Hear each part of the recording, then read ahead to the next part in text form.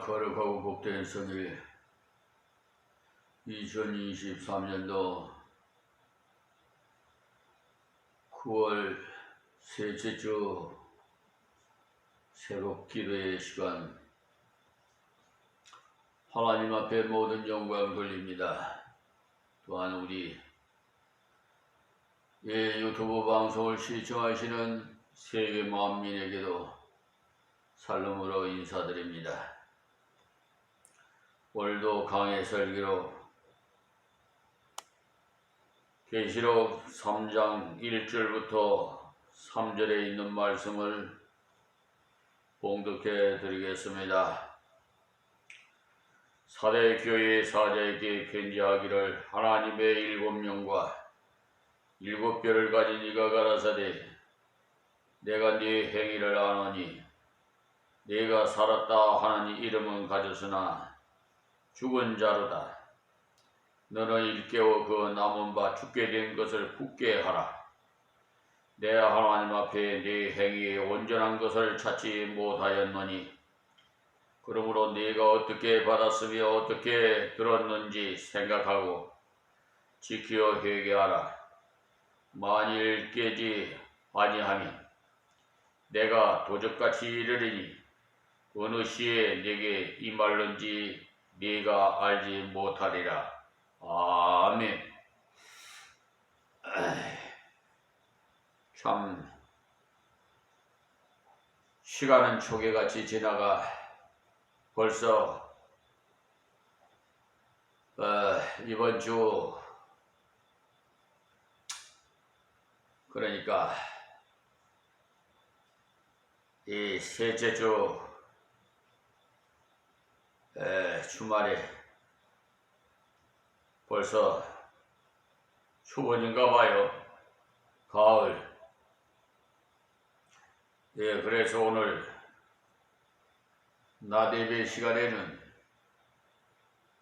열매 맺는 삶이라는 제목으로 은혜를 받게 될 것입니다.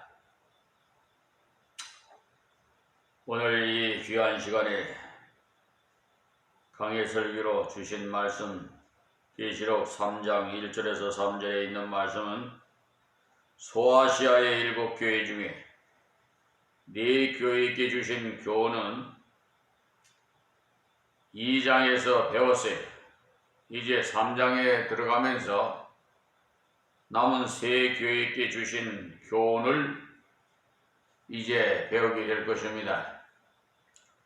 3장 1절에서 6절까지에서 나오는 사대교회는 칭찬이 없고 책망만 있는 교회입니다. 앞에 나왔던 교회는 칭찬도 있고 책망도 있었고, 책망 없이 칭찬만 있는 교회도 있었어요. 그들은 대부분 역경 가운데서 핍박과 싸우고 이단과 싸우고 세속과 싸우는 그런 일들을 하면서 믿음을 지켜왔어요. 그런데 오늘 나오는 이 사대교회는 큰 핍박은 받은 바도 없어요.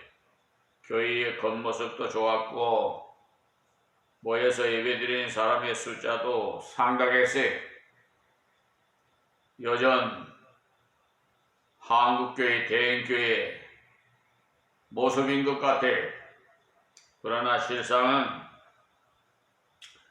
죽은 상태에 놓여 있다고 했어요. 사대란 말 자체가 희한한 말입니다.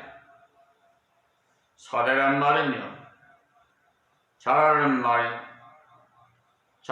말인데, 남은 자라는 말인데, 그 말 그대로 대부분의 성도들이 타락해버리고 남은 자가 조금 있다고 했어요. 조금 전에 말씀드린 우리 한국교회, 대형교회를 제가 말씀을 드렸는데, 전부 다 그렇다는 것은 아니니까 오해 없기를 바랍니다. 구약 스바냐서를 읽어보시면 남은 자에 대해서 나오는데, 이사야서에서 그루터기가 나와요. 쌍수리 나무를 베고 나면 밑에서 다시 싹이 올라오는 그것을 그루터기라고 합니다. 우리 그런 거 보지 않아요. 저도 이렇게 교회에 유실수를 심어서 처음에 잣나무라고 심었는데, 이런 잣나무가 정원수의 잣나무 사촌인가봐. 내가 바라는 잣나무가 아니야. 그래서 베어버린 일이 있어요. 그리고 또 잣나무를 사다 심었는데, 또 그것도 역시 그런 종류라서 아예 그냥 뽑아버리고 다른 유실수를 심었습니다. 우리가 이렇게 나무를 베고 나면 특별히 박달나무라고 있는데, 굉장히 나무가 단단한 나무예요. 그래서 옛날에 우리 조상들이 빨래반인가? 다지는 옷감을, 빨래감을 올려놓고 방망이로 이렇게 두드려서 다지는 거 있잖아요. 그런 종류로 썼다고 그래요. 그런 나무가 있었어요. 박달나무. 근데 꽃을 피우면 참 예뻐요. 그런데 좀 주위 환경에 맞질 않아서 비웠더니 또 그루터 위에서 싹이 올라오더라고요. 또 그 씨가 옆에 벌어져서 또 나기도 하고 그러는데, 어쨌든 이 땅의 교회가 아무리 타락했다 하더라도 남은 자가 반드시 있어요.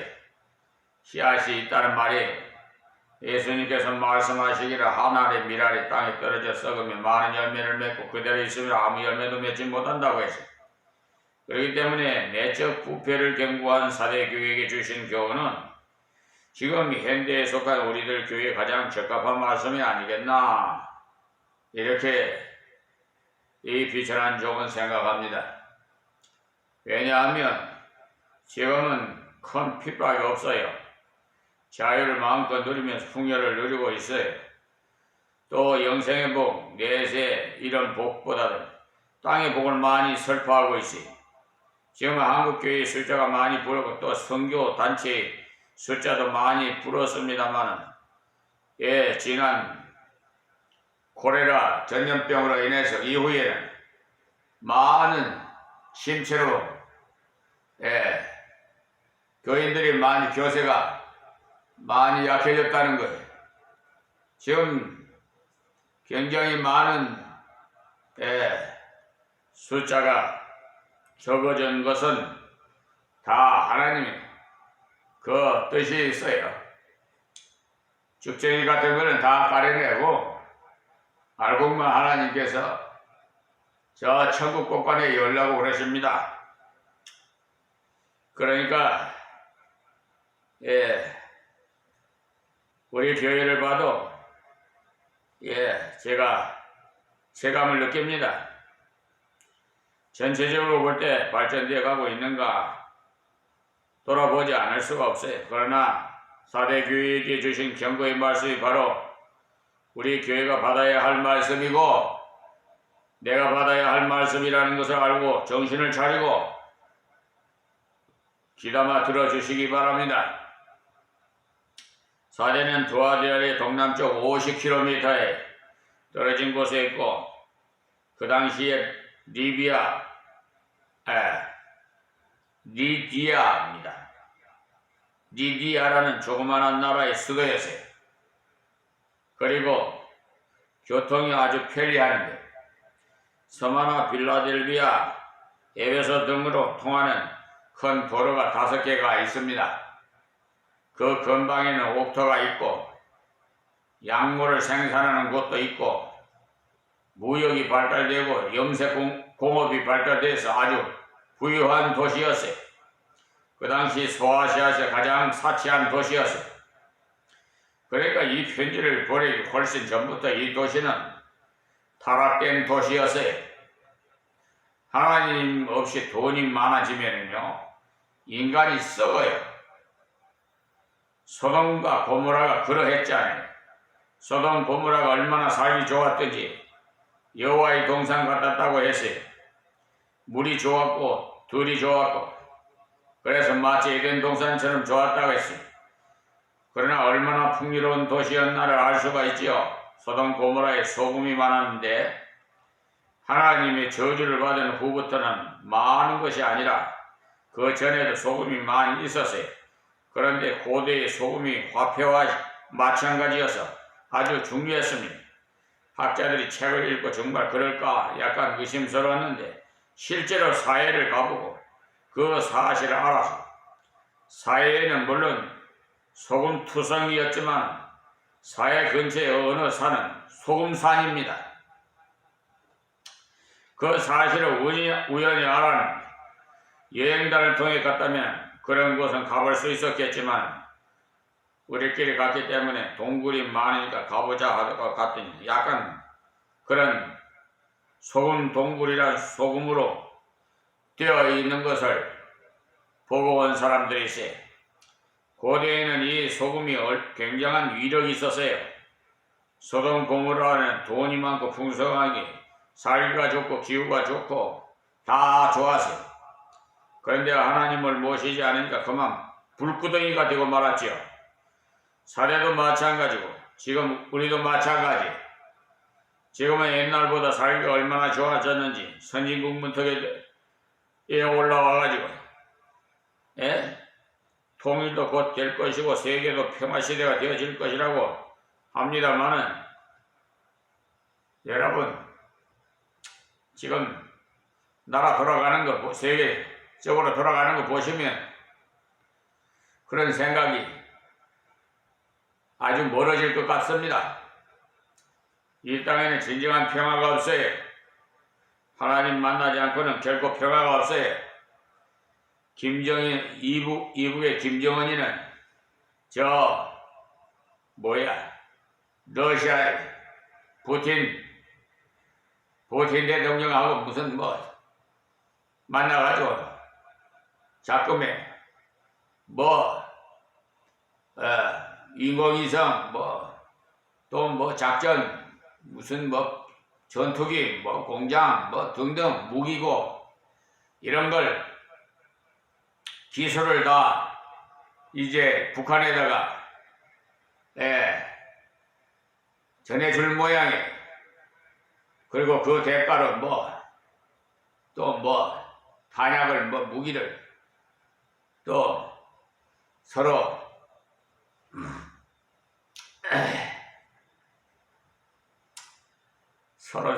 이렇게 교제를 교통할 모양인데 어쨌든 작금에 들어가는 세계 정세를 보면은 우크라이나 전쟁으로 말미암아 전 세계가 불이 번지지 않을까. 저는 주님이 오실 날이 가까워지지 않을까. 그런 예감이 저는 옵니다. 그래서 여러분 깨어서 기도하라고 하는 거예요. 지금 이 사회가 너무 이기주의가 판치고 마귀사탕 귀신이 지금 이 나라의 대통령도 주권자를 하나님이 세웠는데 왜 세운 줄 윤석열 대통령을 세운 줄 아십니까? 조금씩 그 정체를 이제 국민들이 알게 될 겁니다. 요한복음 14장 16절에 보시면요.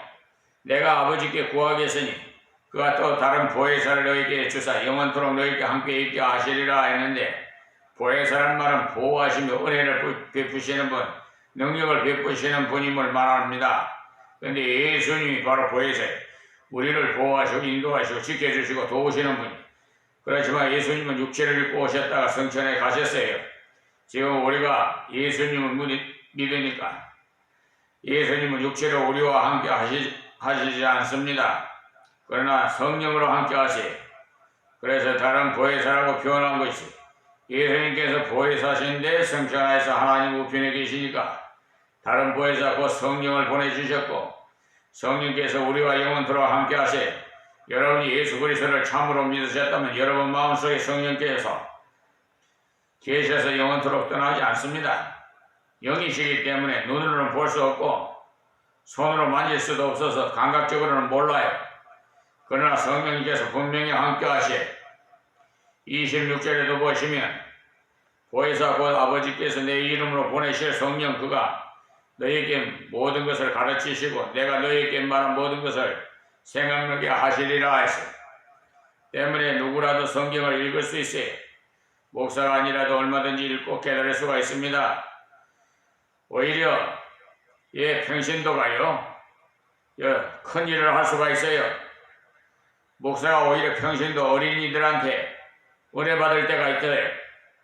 여러분이 아셔야 하는 것은요, 성경을 읽을 때 성령님께서 깨닫게 해주시기를 기도하고 읽어야 돼요. 모든 생활에서 성령의 임재를 깨닫고 사는 상태가 성령 충만입니다. 시장에 가면서도 성령님께서 나와 함께 하시는 것을 믿고요. 또 학교에 가면서도 성령님께서 나와 함께 하심을 믿어야 돼요. 이 사실을 생각하면서 살아가는 그 사람은 성령께서 사로잡아 주신 분입니다. 그러니까 성령께서 우리를 가르쳐 주실 뿐만 아니라 생각나게도 해주실. 우리가 성경을 얼마나 많이 배웁니까? 그러나 성령께서 필요할 때 기억나게 해주시지 않으면 사탄과 싸울 때 넘어질 수밖에 없어요. 필요한 말씀이 생각나지 않아요.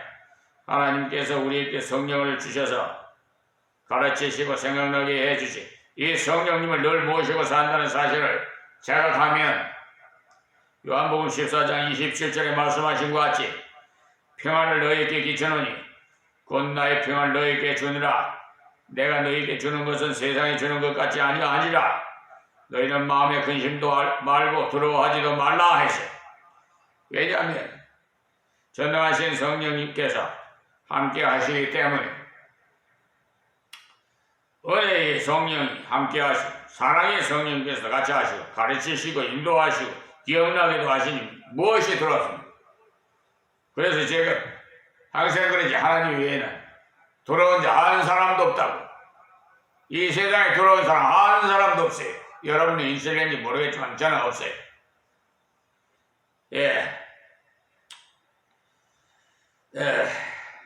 그러니까 예수 그리스도를 믿을 때 성령께서 여러분 속에 들어오셔서 영원토록 떠나지 않아 가르쳐 주시며 기억나게 하시고 평안을 끼쳐주시고 그 사실을 믿을 때 평안해. 근데 왜 평안이 없느냐? 믿지 않으니까 없지요.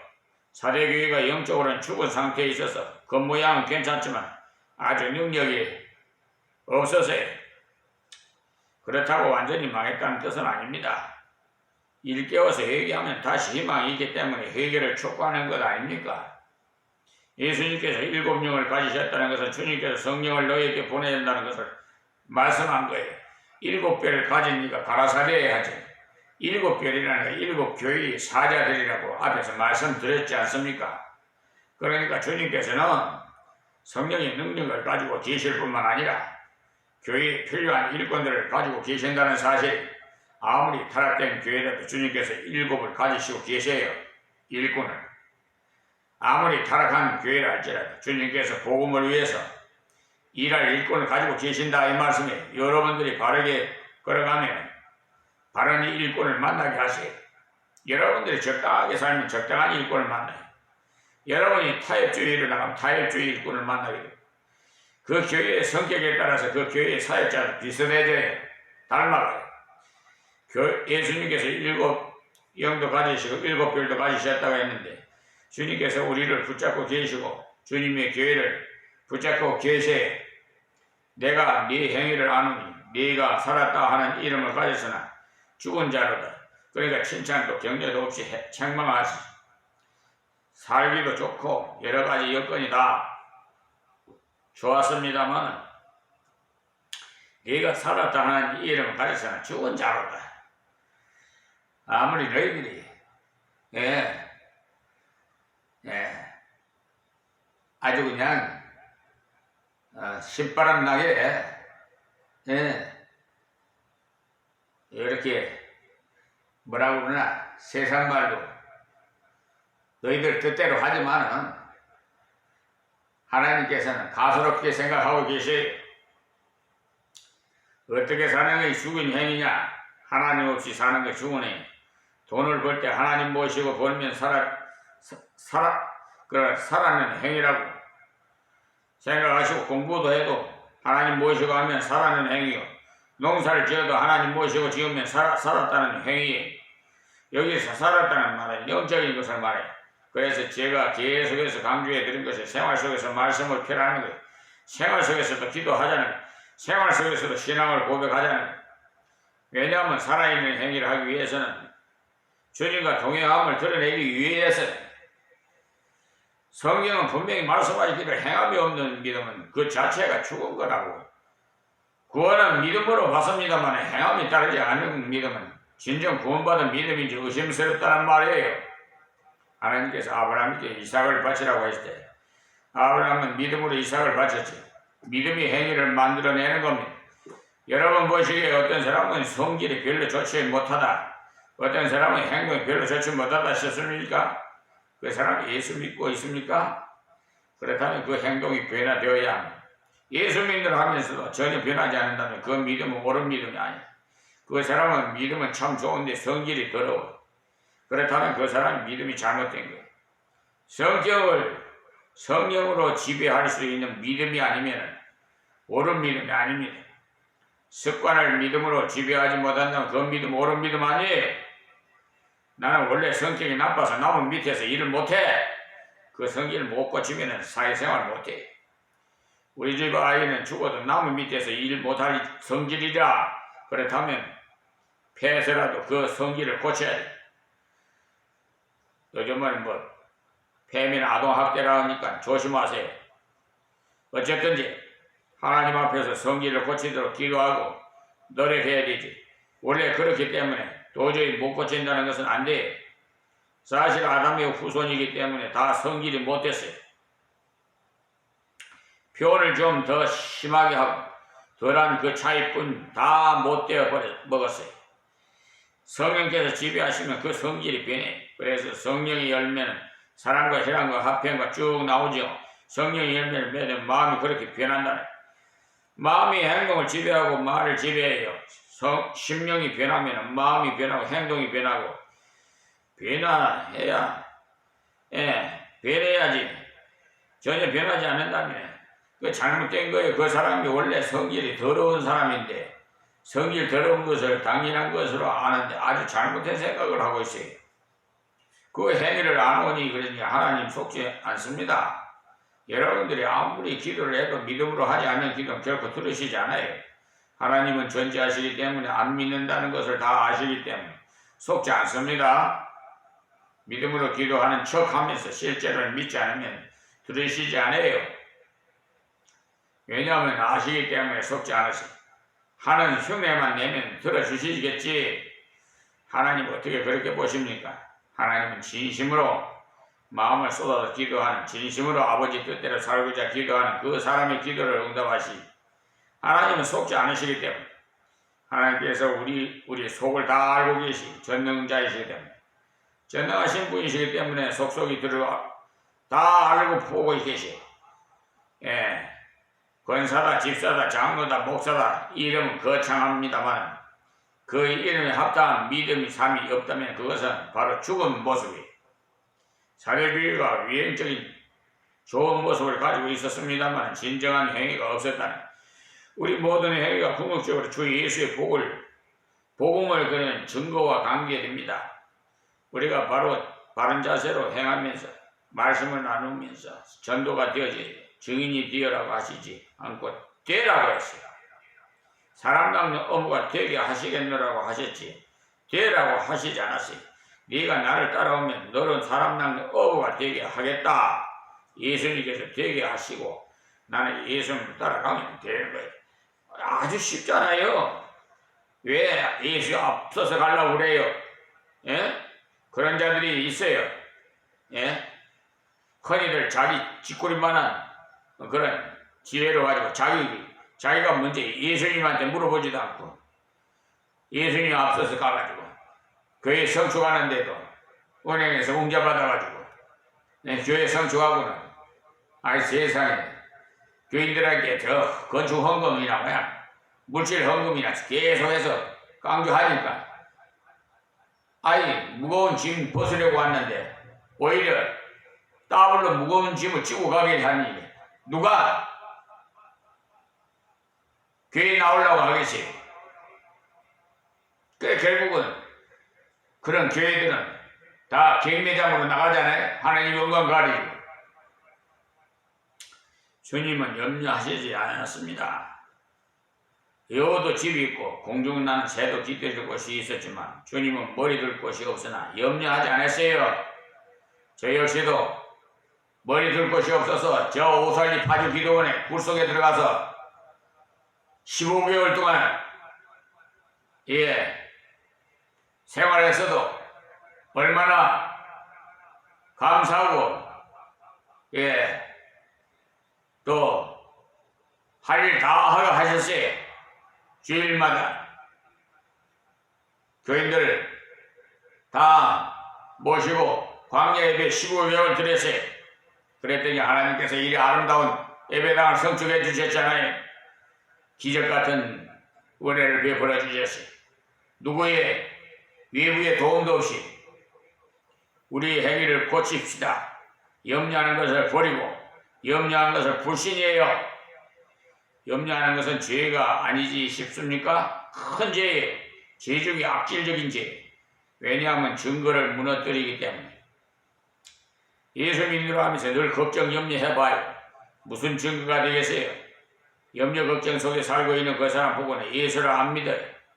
가난하게 살든 부하게 살든 감사하면서 찬양 드리면서 사는 사람을 볼 때 저 사람 속에 무엇이 있긴 있는 모양이다. 다르게 보여야지. 그러나 늘 염려 걱정하면 저나 내나 똑같네. 예수 믿는 사람은 될 수 없네. 이렇게 벌써 생각하게 되면 그거는 틀렸어요. 그들에게 무슨 증거가 되겠어요? 성도가 염려하고 걱정하는 건 불신앙이 죄를 짓는 거예요. 불신앙이 가장 큰 죄. 아담하가 하나님 말씀을 안 믿었기 때문에 선악과를 따먹어요. 하나님 말씀을 안 믿으면 꼭 마귀 말을 들어요. 지금도 마귀는 계속 자기를 드러내라고 충동이라고 찌고 살면 손해라고 충동이라고. 지금 그래서 이 나라의 정치도 지금 서로 대립각을 세워가지고 서로 상대당을 죽이지 않으면 우리 당이 살 수가 없다 뭐 하는 식으로 그냥 뭐 서로 참 그런 걸 보면은 정말 마음 아파요. 계속 부딪히게 해서 이간시키고 똑똑한 척해야 이기고 알아주고 그래야 자리를 차지한다고 충동질하는 마귀 사탄들이 지금 역사하고 있다는 걸 몰라요. 예수 믿는 사람이 미혹당해갖고 지금 돈벌이를 하고 또 권력을 아주 그냥 휘어잡으려고 변백 짓을 다 하고 있어요. 사람이 하나님 떠난 삶에는 꼭 그렇게 살아요. 어쨌든지 남을 끌어내려야 내가 올라간다고 생각해요. 지금 그렇잖아요. 사회교회가 믿음의 삶이 없었다는 거예요. 지금 나 자신을 돌아봅시다. 학교에 공부를 가면서 주님을 모시고 갔다면 기도하고 시작했는지 학교에 가서 예수 믿는 자답게 섬기는 자세로 살았는지 자신을 점검해 봐요. 예수 믿는 사람은 대개가 말을 잘하기 때문에 어디를 가든지 똑똑해 보여요. 말을 너무 잘하기 때문에 핑계도 잘합니다. 고쳐야 돼요. 우리 행위를 주님께서 다 아시요. 주님은 결코 속지 않습니다. 믿음의 삶, 순종의 삶을 살지 않으면서 복달라고 졸라 본들 복수시키지 않아요.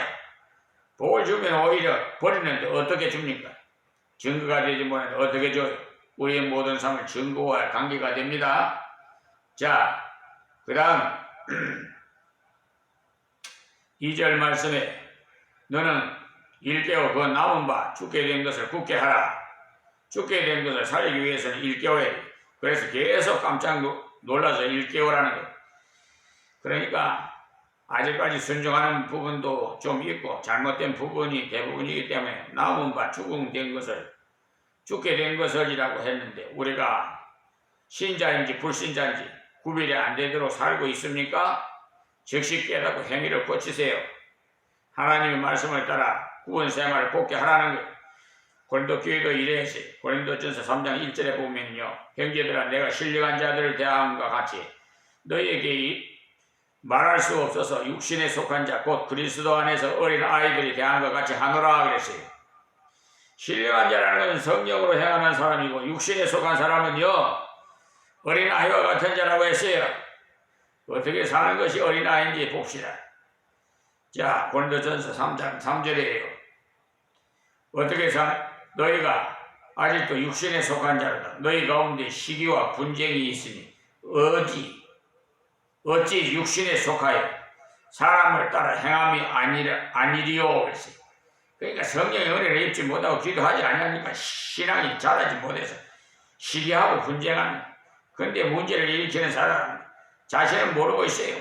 옆에서 보면 그 사람 때문에 문제가 일어났다는 것이 훤하게 이렇게 규명이 되는데 자신은 다른 사람을 그렇다고 자신은 몰라요.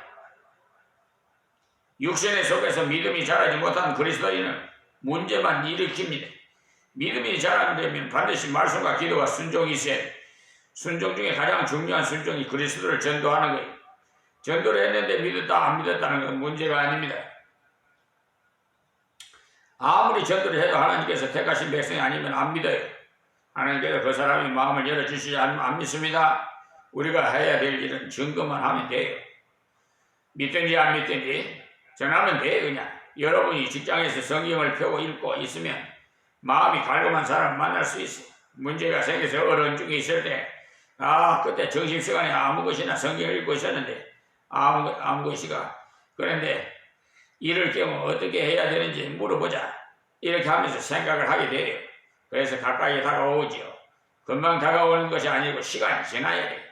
그때 복음을 소개하면 쉽게 받아들여요. 그 사람은 지금 갈급한 상태에 있기 때문에 기쁜 소식을 전하면 받아들이게 되어 있어요.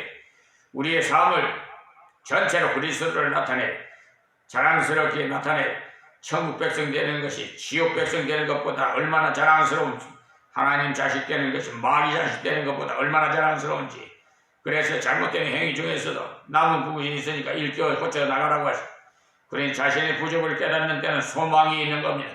회복할 요소가 남아있다. 내 하나님 앞에 네 행위 온전한 것을 찾지 못하였노니 그랬어요. 모든 행위가 잘못되었으니 다시 새롭게 고쳐라는 겁니다. 고쳐나가지 않으면 하나님 앞에 채찍을 맞는다는 사실 오늘 여기서 말씀했습니다. 하나님 고맙고 감사합니다.